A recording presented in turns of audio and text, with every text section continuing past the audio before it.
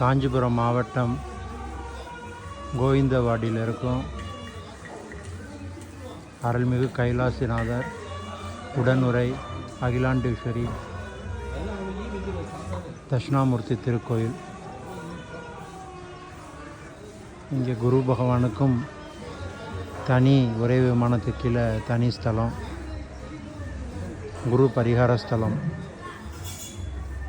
இங்கே ராஜகுருவாக இருந்து